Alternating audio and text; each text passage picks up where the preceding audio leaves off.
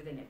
And again, going back to the Soviet times, this is exactly what we used to hear in terms of the discourse of the Soviet Union, that everything is for the survival of the Union, the nation, rather than what happens to the individuals within it. So I'll be speaking from a perspective of a rights-based lens, so political economy, not just military and not just politics. I think it was really well outlined what happened with Western policy, American and European, and opportunities lost to intervene, whether that is militarily or to otherwise put pressure on key actors in the conflict and the conflict timeline. Where did we lose the opportunity to engage? One thing I want to point out from the description of this event, and this happens quite often, there is no such thing as Western values. There are universal values that some countries that happen to be at the moment collectively in the West, but not exclusively, actively subscribe to. I think we tend to look to Western values because that's where there's open civil society and open space for us to be able to articulate those values, to engage, including in forums like this, and to discuss what happens not only in the countries that we live in, but in other countries that are affected by conflict. These are not Western values. These are universal principles that all countries, including Syria, adhere to. The UN Human Rights Council has hearings on Syria, and it has those hearings because Syria subscribed to a lot of human rights instruments and can and should be held accountable to them. The larger problem, of course, is that there, in terms of accountability and enforcement, human rights law, refugee law, humanitarian law, and all of the many frameworks that govern non-discrimination of women, for example, are not unenforceable, but extremely difficult to enforce, especially when the crimes in questions or violations in questions are happening in a deep state that has a lot of friends, including at the UN Security Council, which is where these kinds of issues tend to be decided. Just want to remind everyone that these frameworks, particularly the international humanitarian law frameworks, are designed with the state in mind. So it begins with the state and it ends with the state. It's for our protection, it's about our rights, but it's the state that's held accountable, and it's the state that has to fix the problem. And it's other states in different constellations that are expected to pay for things and to hold their partner states to account. So the UN, for example, operating in Syria, it's an intergovernmental institution. It's there on the invitation of the Syrian government, and that gives it certain constraints. So we can push UN infrastructure, but up to a point, and those limitations are important to keep in mind.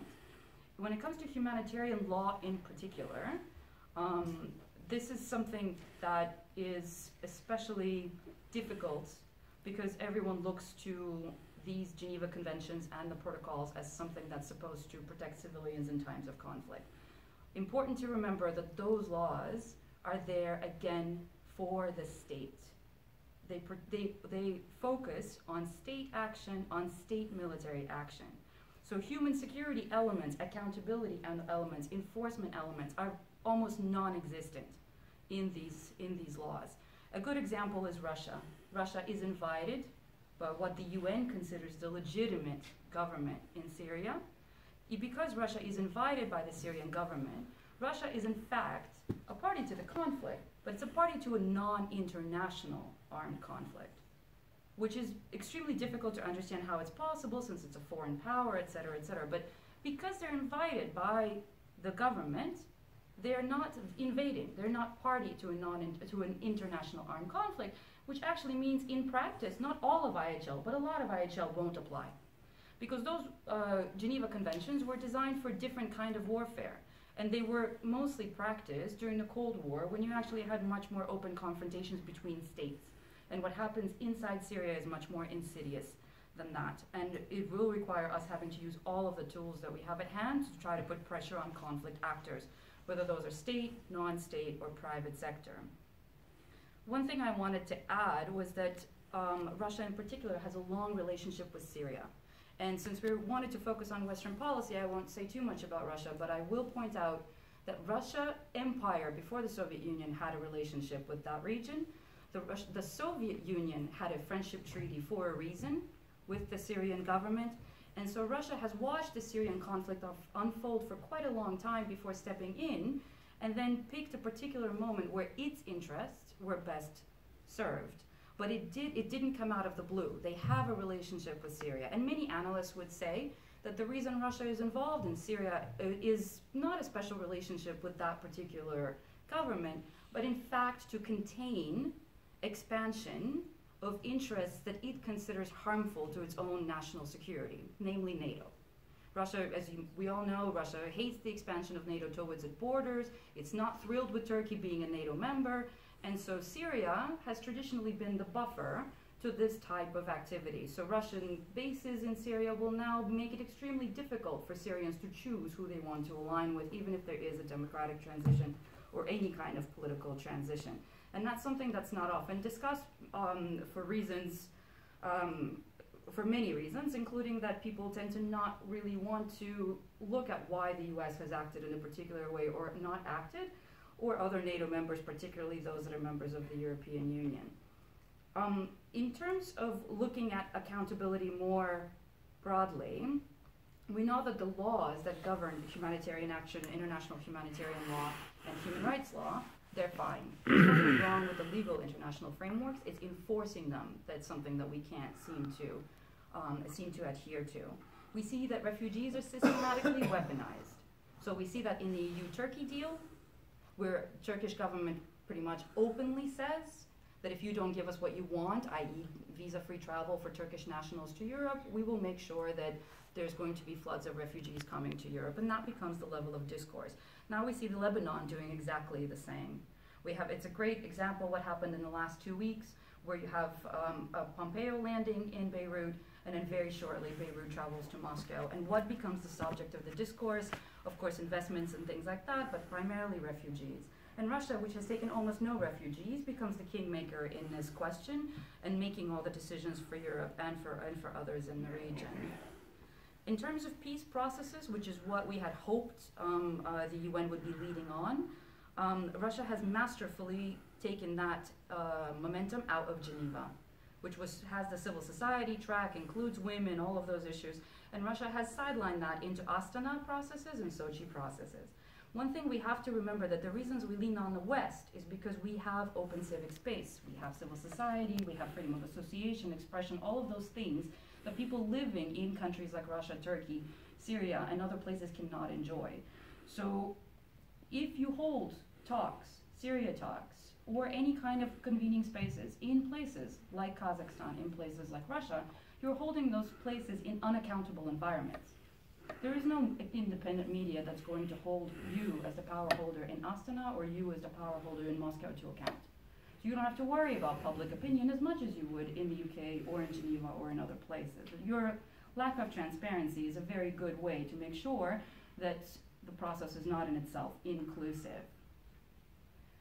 There's been a number of peace-building measures and conflict resolution processes that have happened in the Balkans, in Eastern Europe, in the Caucasus, which were run in a very different way, in a much more inclusive way, where guarantors actually stepped up, including Russia, and played a much more constructive part. For many reasons outlined earlier today, that's not happening in Syria. In terms of forward-looking policy solutions, one thing that I would encourage us to do is to look beyond the executive. So yes, Western countries should do X, Y, Z. Western countries are democracies. Power changes. Power is not only with the foreign ministries or with the presidents or the prime ministers. Quite a lot of the power, thankfully, is with political parties, political movements, and public opinion. I think we do a great job of trying to promote issues in public opinion, but we don't do enough with other power holders in democracies, and that includes media, but also political parties. And in that case, I would definitely highlight the UK. I think we as active citizens living in the UK haven't done enough to push parties that are not in power, particularly the Labour Party, to make sure that they're more clear on what it is that they are doing, what it is that they would do differently should they be in power, and what are some of the levers that they could use in order to make positive change happen in Syria, not just now, but also going forward. And there's a number of international intergovernmental institutions that are Western-centered, that includes Western members, where we as the public have spheres of influence. They're not necessarily just the UN. Let's not forget the World Bank and others, where we as active citizens living in the West can do more for the Syrian people. This is broadly happening in the context of a wider securitization austerity agenda. So we're seeing a rise in inequality, a rise in elite capture, and most of that west, east, north, south is also male capture. We see the women's rights movement has stalled. That's not specific to Syria or this region. And we see a real challenge. Unfortunately, we have a lot more in common among all these regions than we had before.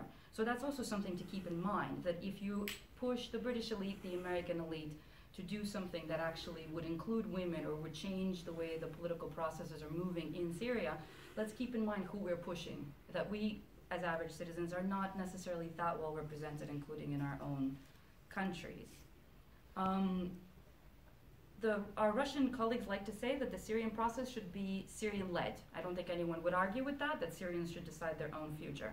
So the question would be, what is the UK, the European community, the US doing to make sure that Syrians are in a position to lead? What are the tenets of democratic processes? Are we pushing to change laws in Syria that ensure freedom of association, freedom of expression? Are we doing that? Are we ensuring that political parties are able to operate, social movements are able to operate? And what are we doing to make sure that Syrians, either at home or in the region or further away in Europe, are informed and are able to organize collectively? Because with this, we know that this is also not a sustainable process, and we know that there's more we can do. Syria is a deep state. I don't think anyone would argue with that either. The fact that the conflict has happened in this way also means that it will return to being a deep state, and influencing and making change happen in such a context is going to be extremely difficult. No one has said much about corruption. It was a terribly corrupt country before 2011. The war economy has only exacerbated the situation, particularly for women, but also for others. And so this is something that needs to be addressed when we look at conflict-sensitive aid reconstruction. But even more importantly, trade. The UK trades a lot with lots of actors, including those that are active in the Syrian conflict, not just Syrians, but others. What can we do? What levers do we have, perhaps in the economic sphere? Targeted sanctions, restrictions on travel for people who are active in the conflict, not just Syrians, but those who are enabling violations of human rights and humanitarian law. And is there something more we can do to make it more uncomfortable for elites in Syria and others enabling the conflict to perpetuate the status quo, to ensure that the peace is not negative, that we find another way to support positive change in Syria? It was mentioned this morning in the humanitarian panel that the UK border control bill is particularly problematic for humanitarians. It's not problematic just for humanitarians, it's problematic for everyone. The counterterrorism agenda doesn't help anyone. National security is an issue. We can address rights and national security. Countering global terrorism in the way that my country, the US, does it, the way UK is doing it now with this border bill, not only destroys the Syrian conflict narrative, taking it away from future inclusive peace, but it makes it incredibly hard for Western people to interact with people living in contexts where there's active terrorist group. So we here should be doing a lot more to address that. In terms of justice, I think it was well covered in the panel this morning, but as people living in the UK where this is supposedly part of the British agenda, including in aid, we have to be a lot more forceful that there's no such thing as peace without justice, and that's not for Syria, that's for everyone. And we should not wait for international criminal courts and high-level cases. There's not going to be any social cohesion if people are not able to find out what happened to their loved ones, and a death notice that said this person is no longer existing without cause of death is something that should never be accepted in any kind of practice, and no one should be expected to move on from that. I think I'll end there just to leave room for questions. Thank you very much.